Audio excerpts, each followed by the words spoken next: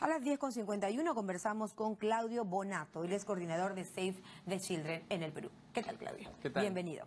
Gracias. Bueno, el informe en deuda con la niñez elaborado por Save the Children arroja resultados importantes. ¿Cómo está el Perú en la deuda con la niñez? Sí, bueno, este es un estudio que ha realizado Save the Children a 172 países y lamentablemente el Perú se encuentra en el puesto 103, siendo superado por muchos otros países de la región. ¿Estamos por debajo de quién, digamos? Un poco haciendo la comparación. Casi de todos, de Brasil, de Paraguay, de Chile, de Argentina, de Uruguay, ¿no? Por lo tanto, ¿el Perú es un país donde se respeta menos, digamos, los derechos de la niñez o se hace trabajar, digamos, más a los niños? En realidad son distintos los indicadores que se han establecido para medir a cada país. Dentro de estos indicadores uno es el trabajo infantil, pero también hay otros indicadores como por ejemplo la muerte de niños antes de los 5 años de edad, la desnutrición, el tema del embarazo adolescente. Son algunos de los aspectos que están tomando en consideración para la medición y claro, esto evidencia que si bien se han dado avances, digamos, a nivel nacional, aún hay mucho por hacer y sobre todo hay mucho por hacer respecto a la protección de los derechos de los niños, niñas y adolescentes, ¿no? De los niños, niñas y adolescentes. Qué interesante que Save the Children, digamos, Save the Children, se preocupen en hacer estas mediciones, estas estadísticas que ahora tenemos y que no son nada alentadoras, ¿no? De 180, 172 países, 103 es el puesto que ocupa el Perú. Sí. Un promedio de 800 millones de niños y niñas en el mundo dejan de ser niños tempranamente. Sí, justo por estos indicadores que te he mencionado, casi entre 700 y 800 millones de niños en el mundo están cortando su etapa de desarrollo y dedicándose a otras actividades que no corresponden necesariamente a las de su edad o que corresponde a un niño. Un niño en realidad tiene que desenvolverse en un ambiente saludable en el que sus derechos sean reconocidos y respetados en los diversos espacios donde se desarrolla. Y eso implica la casa, el hogar desde el primer momento, luego la escuela, pero también la sociedad. Y en el Perú, lamentablemente, estos dos espacios, además que deberían ser los más seguros para los niños y niñas, como es la escuela y la casa, suelen ser los más violentos, ¿no? Por ejemplo, en el tema de violencia sexual, muchos de los casos de violencia sexual se presenta ya sea en el propio hogar, ¿no?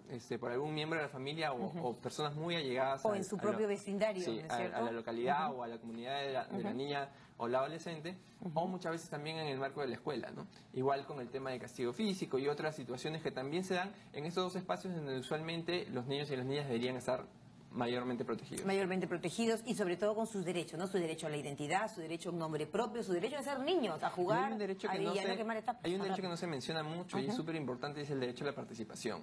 ¿Cuántas veces nosotros nos damos el tiempo de escuchar a los niños, niñas y adolescentes sobre lo que desean, sobre lo que quieren? Incluso los políticos, ¿no? En campaña nadie escucha a los niños, ¿no? Exactamente, y ese es un derecho que lo tienen desde la Convención de los Derechos del Niño y que está reconocido por nuestro Código de Niños y Adolescentes y es uno de los resultados del Plan Nacional de Acción por la Infancia. Entonces, tenemos todo un marco legislativo orientado a la protección y garantía de los derechos de la niñez y adolescencia, pero tenemos que comenzar a ejecutarlo y a cumplirlo. Claro, ahora, eso en el Perú, ¿cómo están, digamos, los sistemas legales, las leyes, ¿no? Porque si eso sucede, y en otros países de pronto, ¿cómo funciona? Que están mejor que el nuestro. Como te digo, hay un marco normativo muy amplio y en cada una de las materias que afectan de una u otra forma la niñez y adolescencia. Por ejemplo, en el tema de embarazo adolescente tenemos un plan nacional, tenemos leyes específicas, tenemos una política pública adecuada, pero ¿qué sucede? No hay inversión. No hay una inversión adecuada. Y eso es algo que... ¿Una inversión por parte de quién? ¿Del Estado, por ejemplo? ¿Qué tendría que hacer el Estado? ¿Qué, digamos, animar a qué tipo de actividades? En los temas de prevención, sobre todo para el tema de embarazo adolescente, y mejorar también los servicios para las adolescentes que resultan ser madres. Hace pocos días hemos tenido un caso en donde una adolescente de 14 años ha dado a luz en un hospital en un baño, ¿no? Y su hijo o su hija ahora se encuentra con una afección al cerebro. Ahora, fíjate, la estadística que ustedes han encontrado, que quisiera que nuestros televidentes la conozcan, dice que 14 de 100 adolescentes, ¿no es cierto?, sí, entre 14 y 19 años, ya se han convertido en madres. Ya se han convertido en madres o están en su periodo primer de gestación, ¿no? Periodo de gestación, sí. Imagínate. Entonces es bien grave esta situación. Y eso me pareciera que incluso podría ser más, ¿no? 14 de 100, cuando vemos tantos embarazos adolescentes, tantos embarazos que finalmente se tornan muchas veces embarazos no deseados y además que frustran la vida de una adolescente que puede tener, por ejemplo, una carrera productiva, ser una profesional y realizarse, ¿no? Claro, eso es gravísimo porque no solamente corta su futuro, sino incluso su presente. Muchas veces las adolescentes dejan de ir a la escuela, por el temor a las burlas, los comentarios, la estigmatización que se da a nivel social. Y por otro lado, porque se tiene que hacer cargo de su hijo o hija. Entonces eso también le trunca. Y además eso no garantiza a ese niño precisamente un bienestar. No. Y sobre todo porque muchos de los casos de embarazo adolescente también son consecuencia de la violencia sexual, es decir, son producto de una violación sexual. Entonces es algo que nosotros también tenemos que considerar.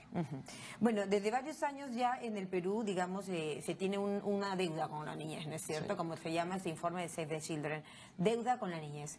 ¿Qué es lo que está pendiente? ¿A quién haríamos el llamado? ¿Qué cosas hay que cambiar? ¿Qué hay que mejorar? Yo creo que el primer llamado que tenemos que hacer es en principio las autoridades, ¿no? Y sobre todo, como te menciono, invertir mejor en la infancia y en la adolescencia. Sobre todo en la adolescencia. Se ha invertido durante muchos años en la primera infancia.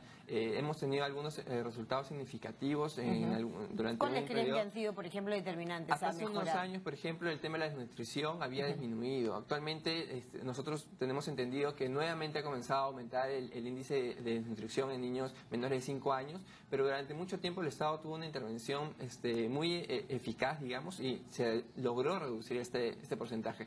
Sin embargo, esta situación debería presentarse en todos los aspectos y sobre todo la adolescencia es un grupo etario en que todavía el Estado no está preocupándose como debiera preocuparse.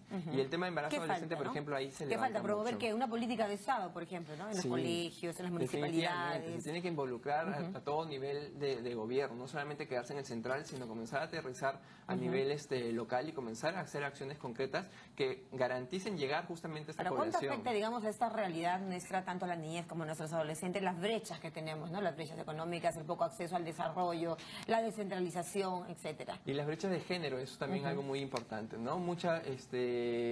Las niñas y las adolescentes mujeres suelen todavía ser mayormente discriminadas frente a un niño o a un adolescente varón.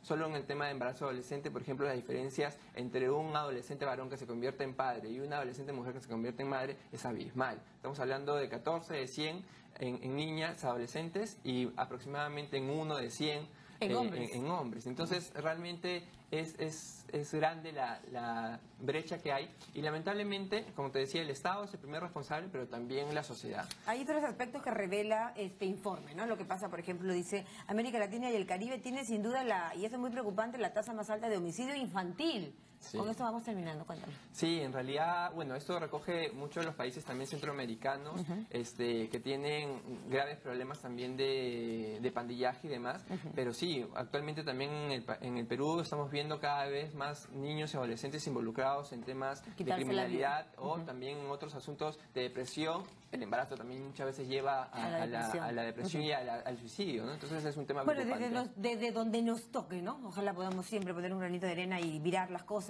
virar la realidad de muchos niños y nuestros adolescentes y más bien empoderarlos y buscar preservarlos. Gracias, ¿no? Por estar esta mañana. Muchísimas gracias. Muy amable. Muy gentil estuvo con nosotros Claudio Bonato, el es coordinador de Save the Children, hablando de este importante informe Deuda con la niñez. De 170 países, el Perú está en el 103 en el respeto a nuestros niños. Qué vergüenza. Vamos a la pausa, vamos en punto. Volvemos con la tercera hora de noticias.